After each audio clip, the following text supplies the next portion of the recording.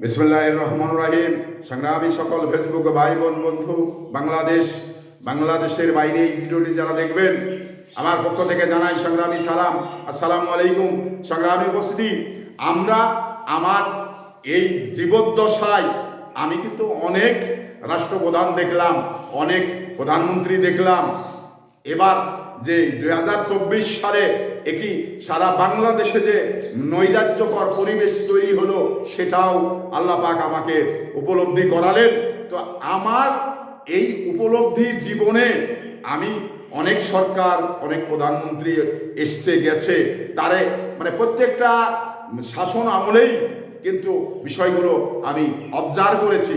তবে এই যে প্রেসিডেন্ট এরশাদকে যে 9 বছরের শাসন আমলে যে নৈরাজ্য এবং স্বৈরাচার বলা হয়, এটা কিন্তু আমার কাছে যেন মনে হয় যে প্রেসিডেন্ট এরশাদ যা করেছে তা মানে ভালো কিছুই করেছে। এখানে আপনাদের প্রশ্ন আবার থাকতে পারে যে আপনি এরশাদকে বড় করে দিচ্ছেন, এরশাদ স্বৈরাচার প্রমাণিত হয়েছিল। এরশাদ স্বৈরাচার প্রমাণিত হয়েছিল, এটা যেমন সত্য, তেমনি স্বৈরাচার এই 9 বছর ক্ষমতায় থাকার মানে স্বৈরাচারের পাশাপাশি যে সমস্ত উন্নয়নমূলক কাজগুলো করেছে তা কিন্তু দৃশ্যমান, জাতির কাছে দৃশ্যমান হয়ে আছে। এটা কিন্তু অস্বীকার করার কিছু নেই।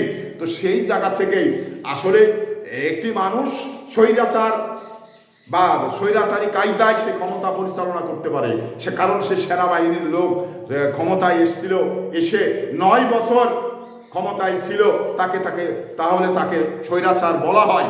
কিন্তু আমরা এরশাদের আমলে যে দৃশ্যমান উন্নয়নগুলো, যেমন উপজেলার ভিতরে প্রত্যেকটি 460টি উপজেলা তৎকালীন সময় কিন্তু প্রেসিডেন্ট এরশাদ করেছিল। এবং এই উপজেলাগুলো করার পরে উপজেলাতে যে সমস্ত বিল্ডিংগুলো এবং যে সমস্ত কোয়ার্টারগুলো সমস্ত একটি উপজেলা চালানোর জন্যে যতগুলো অফিসার প্রয়োজন, যতগুলো অফিসারের কোয়ার্টার প্রয়োজন, প্রত্যেকটি জিনিস পরিপূর্ণভাবে এই উপজেলাগুলো করেছিল। তো এবার এরশাদ স্বৈরাচার, এটা আমি আপনাদের সঙ্গে একমত। কিন্তু তার আগে এই যে হাসিনা 2008 সালের পরে ক্ষমতায় এসে এই যে হাসিনা সর্বোচ্চ স্বৈরাচার, পৃথিবীর যতগুলো রাষ্ট্র রয়েছে তার ভিতরে সর্বোচ্চ স্বৈরাচার হলো হাসিনা এবং সর্বোচ্চ খুনি হলো হাসিনা। এতে কোনো 1% কোনো সন্দেহ নেই। তো এই হাসিনার আমলে যে সমস্ত গণকবরের সন্ধান পেয়েছে, যে সমস্ত মানে আয়নাঘরের সন্ধান পেয়েছে, যে সমস্ত মানে বিডিআর বিদ্রোহ করার যে একটি কৌশল, সেটা কিন্তু হাসিনারই কৌশল। এই কৌশলগুলো করে সেনাবাহিনী মেরে ফেলেছে 57 জন। এটি সভ্য দেশে সেনাবাহিনী আর বিডিআর যে বিদ্রোহ করে, এটা কিন্তু আমি সারা পৃথিবীতে এই ধরনের নজির আমার কাছে আমি দেখতে পাইনি। কিন্তু বাংলাদেশে এটা একটা মানে নজিরবিহীন ঘটনা এই হাসিনা ঘটিয়েছে। এবার সোহেল তাজ তৎকালীন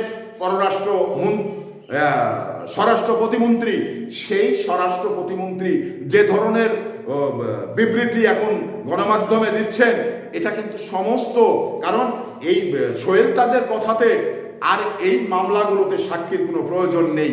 কারণ সোহেল তাজ এই মামলার বড় সাক্ষী হিসাবে মানে স্টেটমেন্ট দিয়েছেন এবং জনগণের সামনে স্টেটমেন্ট দিচ্ছেন। তো সেই জায়গা থেকে হাসিনা এটা কেন করলো? হাসিনা এটা করার পিছনে আমরা যতটুকু বুঝতে পেরেছি সে কথাটি হলো এই যে অবৈধভাবে এই সেনাবাহিনীর অফিসারগুলো এবং মেজর, কর্নেল, জেনারেল এই সমস্ত অফিসার তৈরি করতে রাষ্ট্রের কিন্তু কোটি কোটি টাকা খরচ হয়। এই কোটি কোটি টাকা খরচ করে একজন জেনারেল, একজন ব্রিগেডিয়ার, একজন মেজর, এই সমস্ত পদগুলো কিন্তু তৈরি করা হয়। তো এই ধরনের এই যে 57 জন অফিসার যে মারা হলো, এই 57 জন অফিসার মারার পিছনে বড় একটি কারণ ছিল। সে কারণটি হলো এই যে হাসিনা অবৈধভাবে ক্ষমতায় থাকতে গেলে এই অফিসারগুলো বাধা হয়ে যাবে, এই অফিসারগুলো বিদ্রোহ করবে, যার কারণে কৌশল করে এই অফিসারগুলোকে মেরে ফেলে দেওয়া হলো।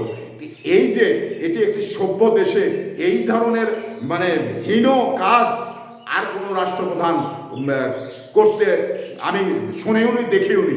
তাহলে এই বাংলাদেশের রাষ্ট্রপ্রধান হিসাবে উনি এই কাজগুলো করেছেন শুধু নিজের টিকে থাকার জন্যে। তো এই অবস্থান, আসলে এই অবস্থার থেকে আমাদের বাংলাদেশ ছোট্ট একটি দেশ, বাংলাদেশ সোনার বাংলাদেশ, এই সোনার বাংলাদেশটাকে যেভাবে কলঙ্কের কালিময় লেপন করেছে এই খুনি হাসিনা, যেটা এই মাসুল কিন্তু আমাদের আরও কতদিন দিতে হবে এটার কিন্তু নির্দিষ্ট কোনো সময় নেই। তো সেই জায়গা থেকে এই ধরনের খুনি, এই ধরনের মানে মিথ্যাচার করা একজন মানুষ, এই ধরনের মানে রাষ্ট্রদ্রোহিতার কথা বলার একজন মানুষ আসলে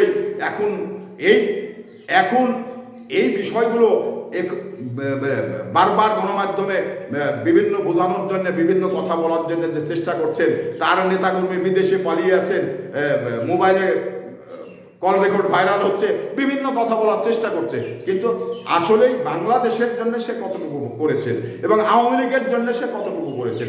আওয়ামী লীগের গুটি কয়েক লোক এর সুফল ভোগ করেছে, বাদ বাকি লোক সবাই কাউ কাউ কাউ কাউ করেছে। কারণ আওয়ামী লীগের সঙ্গে যে বিশ্বাসঘাতকতা করেছে হাসিনা, এটা কিন্তু মানে সত্য কথা। কারণ আওয়ামী লীগ যে টাইমে পালিয়ে যায়, এই টাইমে কিন্তু আওয়ামী লীগের যারা নেতৃবৃন্দ ছিল তাদেরও বলা হয়নি। তাহলে এটি একটা বিশ্বাসঘাতকতা। তে সেই হাসিনা গোটা রাষ্ট্রের সঙ্গে বিশ্বাসঘাতকতা করেছে এবং তার দলের নেতাকর্মীর সঙ্গেও বিশ্বাসঘাতকতা করেছে। বিশ্বাসঘাতকতা করে সে বিদেশে পালিয়ে গেছে।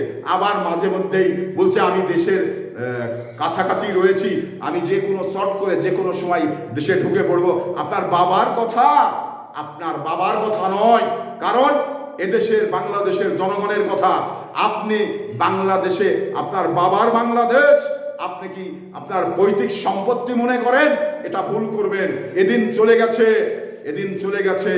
এখন এই 18 কোটি মানুষের বাংলাদেশ, এই বাংলাদেশে আসতে হলে আপনাকে উপযুক্ত জবাবদিহি করতে হবে, উপযুক্ত বিচারের কাঠগড়ায় দাঁড় করাতে হবে।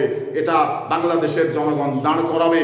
ইতিমধ্যেই মামলাগুলো হয়ে গেছে। তো সংগ্রামী উপস্থিতি, আপনার বাবার পৈতৃক সম্পত্তি নয়, আপনি ভারতে আছেন, ভালো আছেন, ভারতেই বসে থাকুন।